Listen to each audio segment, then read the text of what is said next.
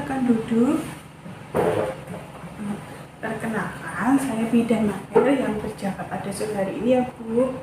Sebelumnya izinkan saya untuk mencuci tangan terlebih dahulu dan menutup tirai ya Bu. Ya, Bu.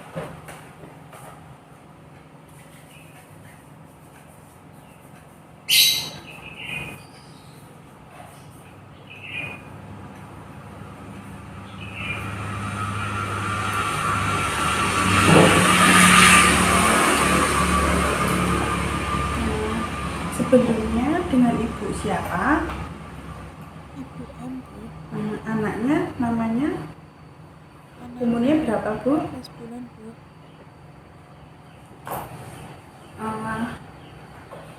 Sebelumnya ada yang ingin dibantu Bu atau ada keluhan Bu? Mengalami peradangan berwarna merah di sekitar koko dan sering rewel karena tidak nyaman. Oh baik. Sebelumnya apa Ibu sudah mengetahui tentang oral trust atau juga ruang popok? Belum, Bu. Nah, di sini saya akan menjelaskan apa itu dan bagaimana caranya, terus penyebabnya apa saja ya Bu. Apakah Ibu bersedia?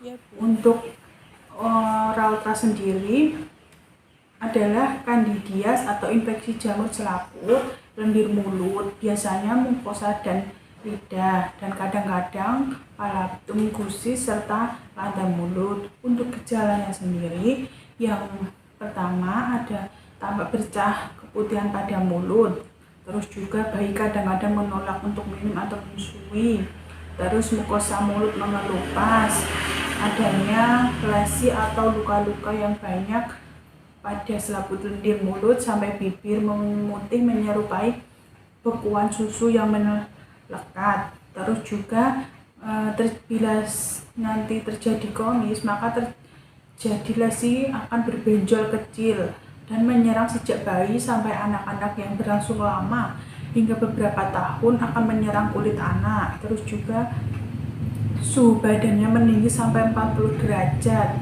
dan tidak mau makan atau makannya nanti dimuntahkan.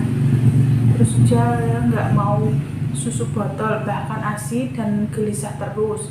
Terus yang terakhir, bayi mengeluarkan air liur lebih dari biasanya. Terus secara psikis anaknya bisa rewel. Untuk upaya agar oral trust tidak terjadi pada bayi, yang pertama mencuci bersih botol dan dot susu, setelah itu diseduh dengan air mendidih atau direbus hingga mendidih sebelum dipakai. Terus yang kedua, bayi lebih baik jangan diberikan berkempong karena selain dapat menyebabkan oral trust juga dapat mempengaruhi bentuk rahang. Yang ketiga, jika bayi menyata atau menyusui ibunya, untuk menghindari oral trust sebelum menyusui, bayinya putung susu ibu dibersihkan terlebih dahulu, atau ibu hendaknya selalu menjaga kebersihan dirinya. Untuk yang terakhir, adanya sisa susu dalam mulut bayi setelah minum juga dapat menjadi penyebab terjadinya oral trust. Untuk menghindari kejadian tersebut, setiap bayi jika selesai minum susu berikan 1-2 sendok teh air matang untuk membilas sisa susu yang terdapat pada mulut tersebut. Untuk cara merawat oral trust pada bayi, yang pertama mencuci tangan, terus membersihkan lebih dulu dengan jari yang dibungkus kain bersih yang telah ditempel dengan larutan garam.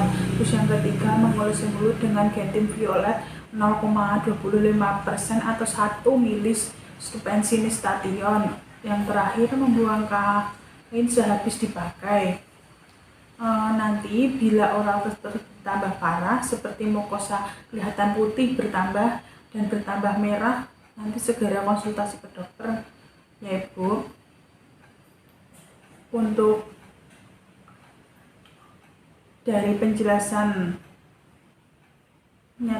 yang saya jelaskan tadi, sebutkan satu gejala oral trust tadi Bu. Tampak bercak keputihan pada mulut seperti bekas Ya. susu. Selanjutnya saya akan menjelaskan untuk ruang popoknya ya Bu. Ruang popok sendiri peradangan kulit yang terjadi pada area popok. Hampir sebagian bayi besar bayi pernah mengalami masalah tersebut.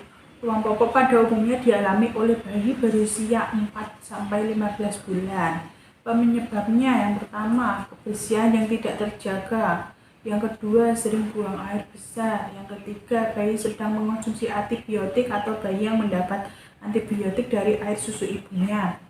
Terus tanda ruam, ada kemerahan pada area kulit yang terkena popok, biasanya pantat, genitalia hingga selangkangan. Untuk penata laksanaan ruam popoknya, yang pertama, ganti popok yang basah sesering mungkin.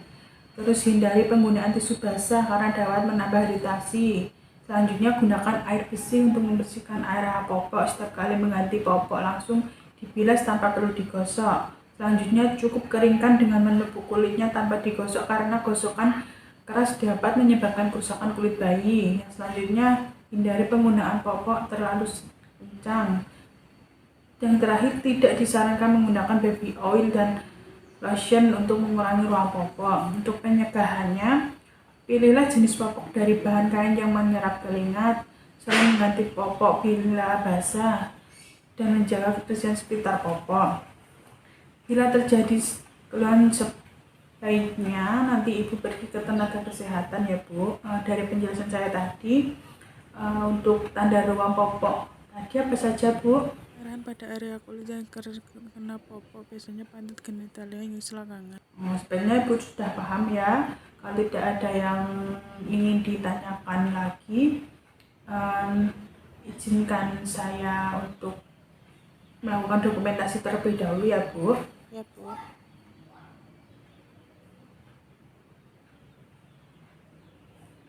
Terima kasih atas kunjungannya ya Ibu. Silahkan datang kembali.